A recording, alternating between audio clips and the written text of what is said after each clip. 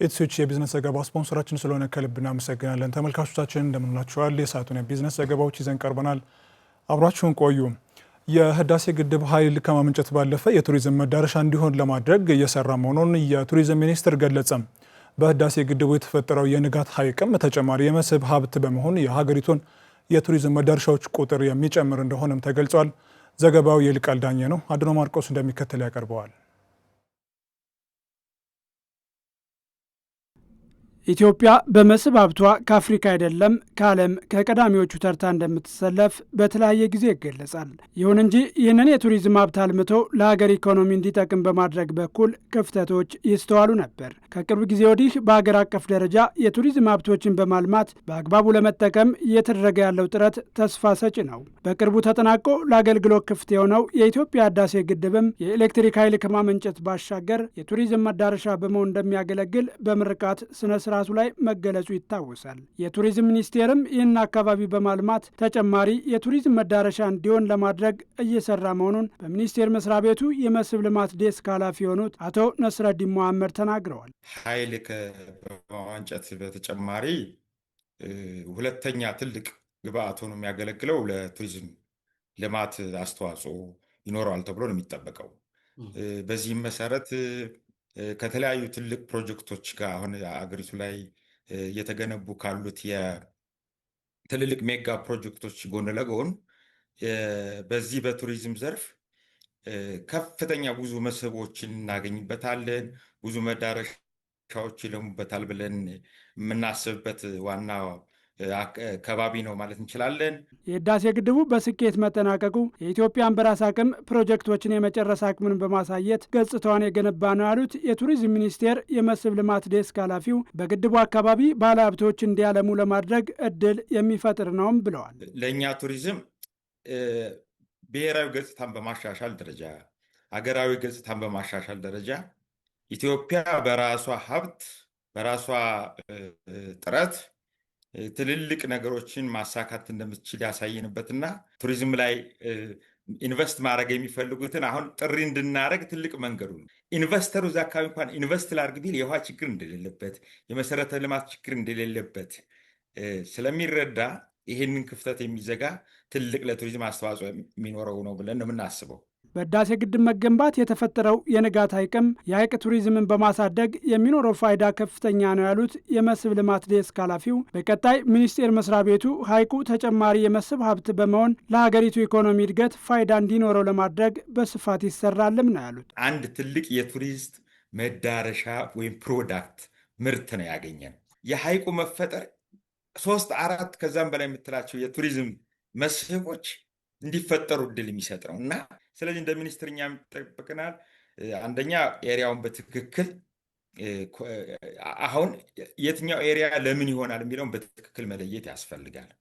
አሁን ከእንደገና ባለሀብቱን መጥራት አስፈላጊ የሆነ ደግሞ ተጨማሪ መሰረተ ልማቶች ለምሳሌ ለቱሪዝም ያስፈልጉ ፋሲሊቲዎች ማሟላት ያስፈልጋል። እዛ ላይ ኢንቨስት ለሚያደርጉ ባለሀብቶች ትልቅ ጥሪ የምናደርግበት እድል ነው። ለእነሱም ትልቅ ኦፖርቹኒቲ ነው።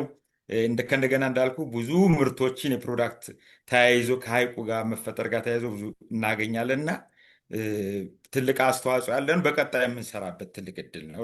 የቱሪዝም ዘርፉን በአግባቡ ማልማትና መጠቀም ለሀገር ኢኮኖሚ እድገት የሚኖረውን ፋይዳ በመረዳት ህዳሴ ግድቡን ተጨማሪ መዳረሻ ለማድረግ መንግስት እየሰራ መሆኑንም የቱሪዝም ሚኒስቴር አስታውቋል። በበጀት ዓመቱ የመጀመሪያዎቹ 5 ወራት ከ1500 በላይ ለሚሆኑ ወጣቶች ቋሚና ጊዜያዊ የስራ ዕድል መፍጠር መቻሉን የእንጅባራ ከተማ አስተዳደር አስታወቀ። ለወጣቶች ሄድና ብድር በስፋት ለማቅረብ እየተሰራ መሆኑንም ተገልጿል። በቃሉ ፈረደ። ወጣት ብርቱካን አናጋውና የአብስራ መኩሪያ በቁርስ ቤት ስራ የተሰማሩ የእንጅባራ ከተማ ነዋሪዎች ናቸው። ወጣቶቹ ለአሚኮ በሰጡት አስተያየት ከተማ አስተዳደሩ አመቻችቶላቸው ያገኙት የሙያ ስልጠና፣ የመስሪያ ቦታና የብድር አቅርቦት ድጋፍ የራሳቸውን ስራ በመፍጠር ከችግር እንዲወጡና ህይወታቸውን እንዲያሻሽሉ ያስቻላቸው መሆኑን የገለጹት በቁርስ ቤት ሙያን እየሰራሁ ያለው ድጋፍ የተደረገልኝ አንደኛ የመስሪያ ድጋፍ፣ ሁለተኛ የብድር ተደርጎልኛል። ደስታ ተሰምቶኛል። በጣም ደስ ብሎኛል ይህን ድጋፍ ስላደረጉልን። ካሁን በፊት በክራይ በጣም ነበር የምንጨናነቅ። አሁን ደግሞ በቃ አሪፍ ነው፣ እግዚአብሔር ይመስገን። ይህ ስለተሰጠኝ እረፍት አግኝቼ እየሰራሁ ነው። ምሰራ ያው ከተማ አስተዳደር ማለትም ጥቃቅንና አነስተኛ ባመቻቸልኝ ስራና ስልጠና ባመቻቸልኝ መንገድ ቁርስ ቤት ሰልጥኜ እንዲሁም የስራ ማስኬጃ ብር ጠይቄ ብድር ተሰጥቶኝ ያው እየሰራው ነው መገኘው ማለት ነው።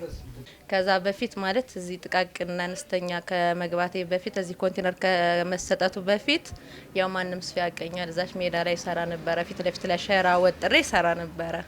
ከመላ አንጻር ያው መቼም ገብቷል ከመንገድ ወደ ቤት መግባት ትልቅ ነገር ስለሆነ ማለት ነው። የእንጅባራ ከተማ አስተዳደር ስራና ክህሎት ጽህፈት ቤት ምክትል ኃላፊ አቶ ማህተም ቀለሙ በ5 ወራት ውስጥ 1560 ወጣቶችን በቋሚና ጊዜያዊ የስራ እድል ተጠቃሚ ማድረግ መቻሉን አስታውቀዋል። እንደ እንጅባራ ከተማ አስተዳደር ስራና ክህሎት ጽህፈት ቤት እንግዲህ በበጀት ዓመታችን በ2018 በጀት ዓመት መጀመሪያው በጀት ዓመት ላይ በእቅድ የያዝናቸው ስራ እድል እንፈጥራለን ብለን 6759 ወጣቶችን በተለያዩ ዘርፎች የስራ እድል እንፈጥራለን ብለን በእቅዳችን አካተን እየሰራን ነው የምንገኘው።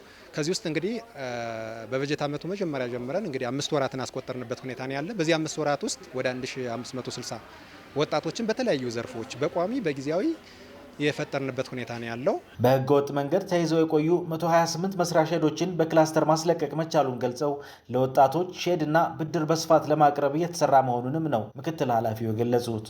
ከዚህ በፊት ከተማችን ላይ በጣም በተለያዩ ጉዳዮች 10 እና 15 ዓመት በሼዶች ተይዘው ነበሩ። እነዚህን ለማስለቀቅ ወደ 128 ክላሶችን በክላስተር አስለቅቀን የስራ እድል የፈጠርንበት ሁኔታ ነው ያለው። ስለዚህ መንግስትም በትኩረት ይዞ የስራ እድል ፈጠራውን እንደ ከተማ አስተዳደር ይዘን እየሰራንበት ያለ ሁኔታ ነው ያለ። እንግዲህ በከተማችን 5 ሚሊዮን ብር የሼድ መገንቢያ ተመድቦልናል። በምክር ቤት ሁሉ አስጸድቀን ወደ ስራ የገባንበት ሁኔታ ነው ያለ።